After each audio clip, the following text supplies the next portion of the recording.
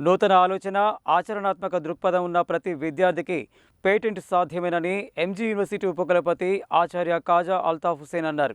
క్రమశిక్షణతో కృషి చేస్తే ప్రతి ఒక్కరూ శాస్త్రవేత్తలుగా ఎదిగి పేటెంట్ సాధించడం సులువు అవుతుందని అన్నారు. Mahatma Gandhi university, IPR cell, కేంద్ర శాస్త్ర సాంకేతిక మంత్రిత్వ శాఖ మరియు Telangana state council of science and technology ఆధ్వర్యంలో మేధో సంపత్తి హక్కులపై మహాత్మా గాంధీ యూనివర్సిటీలో విద్యార్థులకు ఒకరోజు అవగాహన కార్యక్రమాన్ని నిర్వహించారు.